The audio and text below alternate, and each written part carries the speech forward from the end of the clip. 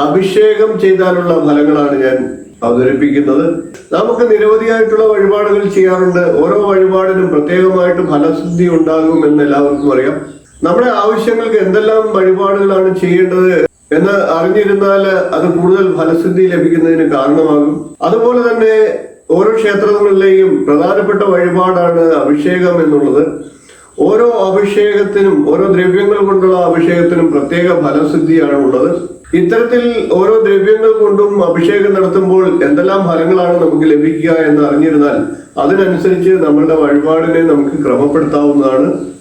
നാം ക്ഷേത്രങ്ങളിൽ ഓരോ ദ്രവ്യങ്ങൾ കൊണ്ട് അഭിഷേകം നടത്തിയാൽ എന്തെല്ലാം ഫലങ്ങൾ കിട്ടും എന്നുള്ള വിവരത്തിലേക്ക് നമുക്ക് കടക്കാം. നമുക്ക് മധുരമായിട്ടുള്ള ശബ്ദഭംഗി ലഭിക്കാനായിട്ട് തേൻ കൊണ്ട് അഭിഷേകം നടത്താവുന്നതാണ്. ഗായകർക്കും പാട്ട് പഠിക്കുന്ന കുട്ടികൾക്കും ഒക്കെ തേൻ അഭിഷേകം ചെയ്ത വഴി അവരുടെ ശബ്ദത്തെ മികവുറ്റതാക്കിയെടുക്കാനും നല്ല രീതിയിൽ പാട്ടുപാടി ഫലിപ്പിക്കാനും ഒക്കെ അതുവഴി സാധിക്കുന്നതാണ്. മനസ്സിന്റെ മാലിന്യങ്ങൾ നീങ്ങി പരിശുദ്ധമാകാനും നമ്മളുടെ പാപങ്ങൾ ഇല്ലാതാക്കാനും ഒക്കെ ആയിട്ട് നമുക്ക് വാഗപ്പൊടി കൊണ്ട് അഭിഷേകം ചെയ്യാവുന്നതാണ്. നമ്മളുടെ അസുഖങ്ങൾ ഇല്ലാതാക്കാനായിട്ട്, രോഗങ്ങളുള്ളവർ അവരുടെ രോഗങ്ങൾ ഇല്ലാതാക്കാനായിട്ട് നെല്ലിക്കാപ്പൊടി കൊണ്ട് അഭിഷേകം ചെയ്യാവുന്നതാണ്. നമ്മളുടെ പാപങ്ങൾ ഇല്ലാതായി തിന്മകൾ ഇല്ലാതാക്കാനും ഗ്രഹത്തിൽ ഐശ്വര്യത്തെ നിലനിർത്താനും കൂടാതെ ഒരു ആകർഷണത്വവും വശീകരണ സിദ്ധിയും ഒക്കെ ലഭിക്കുന്നതിനായിട്ട് നമുക്ക് മഞ്ഞൾപ്പൊടി കൊണ്ട് അഭിഷേകം നടത്താവുന്നതാണ്. മഞ്ഞൾപ്പൊടി കൊണ്ട് വിവാഹം നടക്കാത്തവർ മഞ്ഞൾപ്പൊടി കൊണ്ട് അഭിഷേകം നടത്തിയാൽ അവരുടെ വിവാഹത്തിന് തടസ്സം നീങ്ങുന്നതുമാണ്. നമ്മളുടെ ജീവിതം ഭദ്രമാക്കാനായിട്ട് കരിമ്പ് കൊണ്ട് അഭിഷേകം നടത്താവുന്നതാണ്. ശത്രുക്കളുടെ ശല്യം ഇല്ലാതാക്കാനായിട്ട് ശർക്കര കൊണ്ട് അഭിഷേകം ചെയ്യാവുന്നതാണ്. ദീർഘായുസിനും നമ്മളുടെ ശരീരത്തിന്റെ കോപതാപാദികൾ ഇല്ലാതാക്കിയിട്ട് മനസ്സ് ശാന്തമാകാനും ഒക്കെ ആയിട്ട് നമുക്ക് പാല് കൊണ്ട് അഭിഷേകം ചെയ്യാവുന്നതാണ്.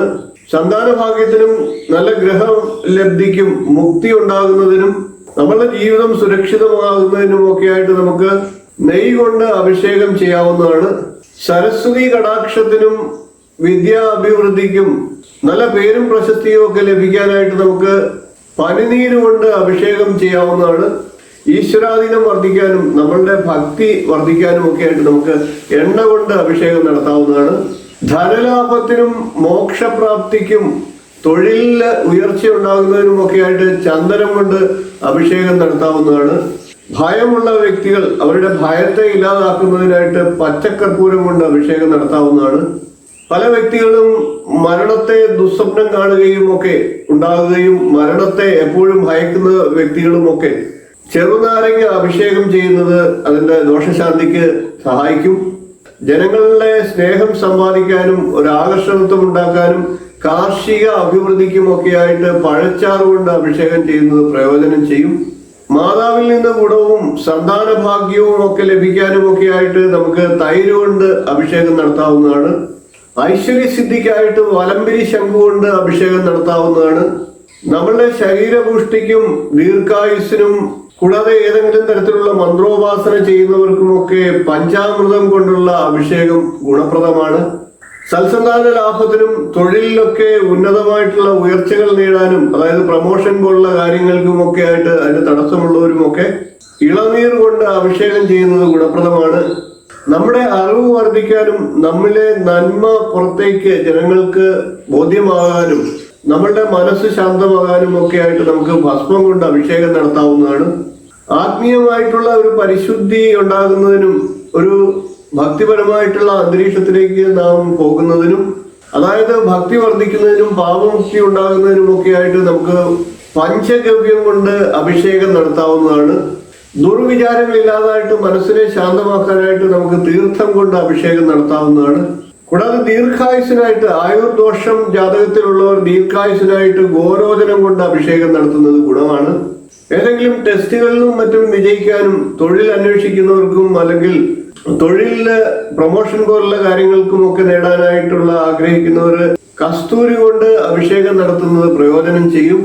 ജാതകത്തിൽ ആയുർദോഷവും രോഗദോഷവും ഒക്കെയുള്ളവര് ആയുസ്സിനെ വർദ്ധിപ്പിക്കാനും രോഗങ്ങൾ ഇല്ലാതാക്കാനും ഒക്കെ ആയിട്ട് അന്ന അഭിഷേകം ചെയ്യുന്നത് ഗുണമാണ്. നമുക്ക് ധനലാഭത്തിനായിട്ട് ഐശ്വര്യത്തിനും ധനലാഭത്തിനുമായിട്ട് സ്വർണം കൊണ്ട് അഭിഷേകം ചെയ്യുന്നത് നല്ലതാണ്. ജാതകത്തിൽ ആയുർദോഷമുള്ളവരും രോഗദുരിതങ്ങളൊക്കെ ഉള്ളവരും ആയുർദോഷം പരിഹരിച്ച് രോഗദുരിതങ്ങളിലുമൊക്കെ രക്ഷ നേടാനായിട്ട് സഹസ്ര കലശാഭിഷേകം നടത്തുന്നത് നല്ലതാണ്. നമ്മളുടെ ഉദ്ദിഷ്ട കാര്യസിദ്ധിക്കായിട്ട് നമുക്ക് കലശാഭിഷേകം നടത്താവുന്നതാണ്. സമ്പൽ സമൃദ്ധിക്കും രോഗശാന്തിക്കുമായിട്ട് നമുക്ക് നവക അഭിഷേകം ചെയ്യാവുന്നതാണ്. നാം എന്തെങ്കിലും പുതിയ പ്രവൃത്തികൾ ചെയ്യുമ്പോൾ അത് വിജയിക്കാനായിട്ട് നമുക്ക് മാമ്പഴം കൊണ്ട് അഭിഷേകം നടത്താവുന്നതാണ്.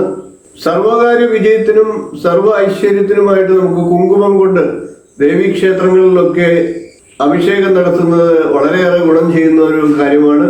ഇനിയും ഒട്ടേറെ ദ്രവ്യങ്ങൾ കൊണ്ട് നമുക്ക് അഭിഷേകം ചെയ്യാം. ഓരോ ദ്രവ്യത്തിനും അതിൻ്റെതായിട്ടുള്ള പ്രാധാന്യം ഉണ്ടാകും. ഈ പറഞ്ഞവയിലൊക്കെ ചില കാര്യങ്ങളൊക്കെ ഇന്നത്തെ സാധാരണക്കാർക്ക് ചിലപ്പോൾ ബുദ്ധിമുട്ടുള്ള കാര്യങ്ങളാണ്. എന്നാലും അവരവരുടെ ശക്തിക്കൊത്ത രീതിയിൽ അഭിഷേകത്തെ നടത്തിയാൽ മേൽപ്പറഞ്ഞ നേട്ടങ്ങളൊക്കെ നമുക്ക് ഉണ്ടാകുന്നതാണ്. അവരവരുടെ ശക്തിക്കനുസരിച്ച് വഴിപാടുകൾ തിരഞ്ഞെടുത്ത് നടത്തുക. അഭിഷേക ഫലങ്ങൾ എന്ന ഈ വീഡിയോ നിങ്ങൾക്ക് ഇഷ്ടപ്പെട്ട് കാണുമെന്ന് കരുതുന്നു.